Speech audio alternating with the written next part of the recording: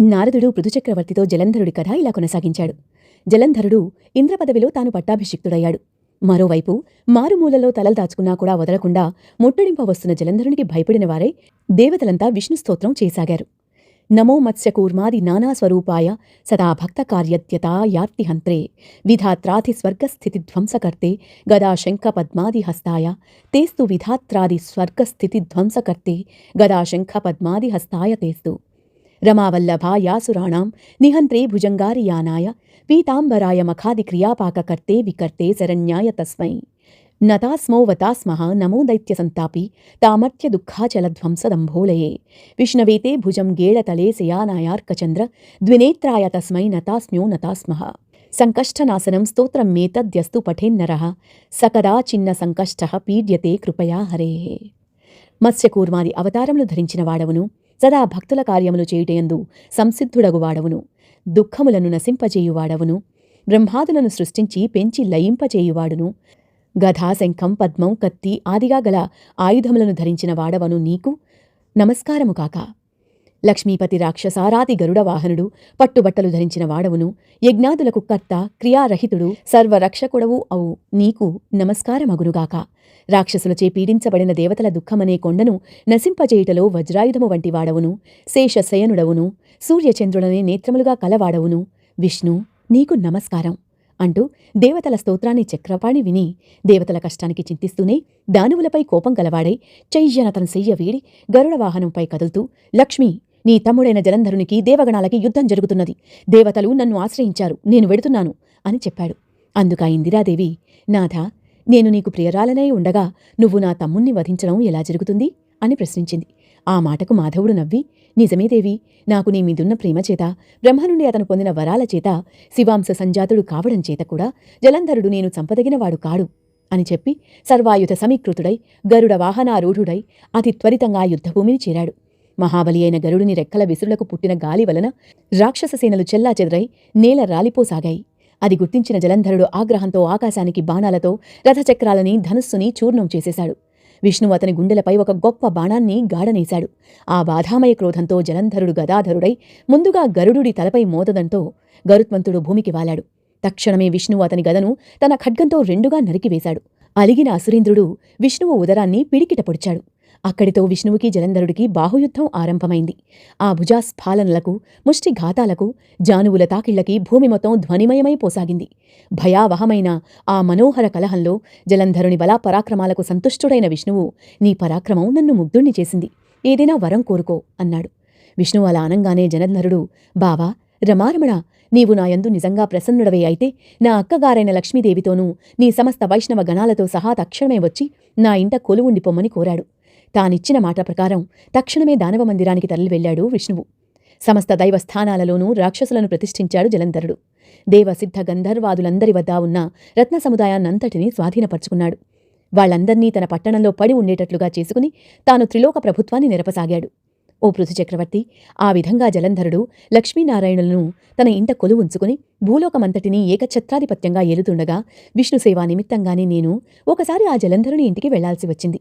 నన్ను జలంధరుడు ఎంతో చక్కటి భక్తి ప్రపత్తులతో శాస్త్రవిధిని సత్కరించి, అనంతరం, మునిరాజా, ఎక్కడ్నుంచి ఇలా వచ్చేశావు? ఏ లోకాలు సందర్శించావు? నువ్వు వచ్చిన పనేమిటో చెబితే దానిని తప్పక నెరవేర్చుతా అన్నాడు. అప్పుడు నేనిలా అన్నాను, జలంధర, యోజన పరిమాణము పొడవు గలది, అనేకానేక కల్పవృక్షాలు కామధేనువులు గలది, చింతామణులచే ప్రకాశవంతమైనది అయిన కైలాస శిఖరంపై పార్వతీ సమేతుడైన పశుపతిని సందర్శించాను. ఆ వైభవాలకు దిగ్భ్రాంతులైన నేను, అంతటి సంపద కలవారు మరెవరైనా ఉంటారా అని ఆలోచించగా త్రిలోక చక్రవర్తి అయిన నువ్వు స్ఫురించావు. నీ సిరి సంపదలను కూడా చూసి నువ్వు గొప్పవాడవో ఆ శివుడు గొప్పవాడో తేల్చుకోవాలని ఇలా వచ్చాను. అన్ని విషయాల్లోనూ వీరిద్దరూ దీటుగానే ఉన్నారు, కాని ఒక్క స్త్రీ రత్న పుటాధిక్యత వలన నీకన్నా శివుడే ఉత్కృష్ట వైభవోపేతుడుగా కనిపిస్తున్నాడు. నీ ఇంట్లో అప్సరలు, నాగకన్యలు మొదలైన దేవకాంతలు ఎందరైనా ఉందురుకాక, వాళ్లంతా ఏకమైనా సరే ఆ పార్వతీదేవి ముందు సరిపోరు. నిత్యము ఏ పార్వతీదేవిని పరిశీలిస్తూ ఆమె అందానికి సాటి తేవాలనే నిశ్చయంతో బ్రహ్మదేవుడు అప్సరాగణాన్ని సృష్టించాడో ఆ అప్సరసలు అందరూ ఏకమైనా సరే ఆ అమ్మవారి అందం ముందు దిగదుడిపేనని తెలుసుకో. నీకెన్ని సంపదలున్నప్పటికీ కూడా అటువంటి సాధ్వీమణి లేకపోవడం వలన ఐశ్వర్యవంతులలో నువ్వు శివునికి తర్వాత వానివే కాని ప్రథముడివి మాత్రం కావని తేల్చాను అని ఉపర్యుక్త విధంగా జలంధరునితో ఉటంకించి నా దారిని నేనొచ్చేశాను. అనంతరం పార్వతీ సౌందర్య ప్రలోభుడై జలంధరుడు మన్మథ జ్వరగ్రస్తుడయ్యాడు. కాముకులకి యుక్తాయుక్త విచక్షణలుండవు గదా. అందువల్ల విష్ణుమాయామోహితుడైన ఆ జలంధరుడు సింహికానందనుడైన రాహువనే వాణ్ణి చంద్రశేఖరుని దగ్గరికి దూతగా పంపించాడు. శుక్లపక్షపు చంద్రునిలా తెల్లగా మెరిసిపోతుండే కైలాస పర్వతాలని తన యొక్క కారునలుపు దేహకాంతులు సోకి నల్లపడుతుండగా రాహు కైలాసాన్ని చేరి తన రాకను నందీశ్వరుని ద్వారా నటరాజుకి కబురు పెట్టాడు. ఏం పని మీద వచ్చావు అన్నట్టు కనుబొమ్మల కదలికతోనే ప్రశ్నించాడు శివుడు. రాహువు, ఓ కైలాసవాస, ఆకాశంలోని దేవతల చేత పాతాళంలోని ఫణుల చేత కూడా సేవింపబడుతున్నవాడు, ముల్లోకాలకు ఏకైక నాయకుడు అయిన మా రాజు జలంధరుడు ఇలా ఆజ్ఞాపించాడు. వల్లకాటిలో నివసించేవాడిని, ఎముకల పోగులను ధరించేవాడివి, దిగంబరివి అయిన నీకు హిమవంతుడి కూతురు అతిలోక సౌందర్యవతి అయిన పార్వతి భార్యగా పనికిరాదు. ప్రపంచంలోని అన్ని రకాల రత్నాలకు నేను రాజునే ఉన్నాను.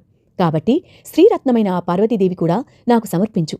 ఆమెకు భర్తనయ్యేందుకు నేనే అర్హుణ్ణి కాని నువ్వేమాత్రమూ తగవు అని చెప్పమన్నాడు అన్నాడు. రాహువలా చెబుతుండగానే ఈశ్వరుడి కనుబొమల వలన రౌద్రాకారుడైన పురుషుడు వేగవంతమైన పిడుగుతో సమానమైన ధ్వని కలవాడు ఆవిర్భవించాడు. పుడుతూనే ఆ పౌరుషమూర్తి రాహువు మీదకి లంఘించబోగా రాహువు భయపడి పారిపోబోయాడు. కాని ఆ రౌద్రమూర్తి ఆనతి దూరంలోనే రాహువును పట్టుకుని మృంగివేయబోయాడు. అయినప్పటికీ రాహువు దూత అయిన కారణంగా వధించడం తగదని రుద్రుడు వారించడంతో ఆ పౌరుషమూర్తి తన ప్రయత్నాన్ని విరమించుకున్నవాడై శివాభిముఖుడై, హే జగన్నాథ, నాకసలే ఆకలి దప్పికలెక్కువ, వీనిని తినవద్దంటున్నావు కనుక నాకు తగిన ఆహార పానీయాలేమిటో ఆనతిమ్మని కోరాడు. హరుడతన్ని చూసి, నీ మాంసాన్ని నువ్వు ఆరగించు అన్నాడు. శివాజ్ఞబద్ధుడైన ఆ పురుషుడు తన శరీరంలోని శిరస్సును తప్ప తక్కిన అన్ని భాగాల మాంసాన్ని తినివేశాడు. శిరస్సొక్కటే మిగిలిన ఆ మహాపురుషుని పట్ల కృపాలుడైన కంఠేకాలుడు, నీ ఈ భయంకర కృత్యానికి సంతుష్టుడనయ్యాను. ఇక నుంచి నువ్వు కీర్తిముఖ సంజ్ఞతో విరాజిల్లుమని ఆశీర్వదించాడు. ఓ పృథురాజా, తదాదిగా ఆ శిరోవశేషుడు శివద్వారాన కీర్తిముఖుడై ప్రకాశిస్తున్నాడు. అంతేకాదు, ఇకపై ముందు నిన్ను పూజించకుండా నన్ను అర్చించిన వారి పూజలన్నీ వృధా అవుతాయి. కనుక నన్ను అర్చించదలసిన వారు ముందుగా కీర్తిముఖుణ్ణి పూజించి తీరాలి అని ఈశ్వరుడు శాసించాడు కూడా. అలా కీర్తిముఖగ్రస్తుడు కాబోయిన రాహువును శివుడు బర్బల స్థలమందు విముక్తుణ్ణి చేయడం వలన తదాదిగా రాహువు బర్బర నామధేయంతో ప్రసిద్ధి చెందాడు. ఆ మీదట రాహువు తనకది పునర్జన్మగా భావించి భయ విముక్తుడై జలంధరుని దగ్గరికి వెళ్లి జరిగిందంతా పొల్లుపోకుండా చెప్పాడు అన్నాడు నారదుడు. తర్వాతి కథ రేపు చెప్పుకుందాం. 21వ నాటి బహుళ షష్ఠి పారాయణం సమాప్తం.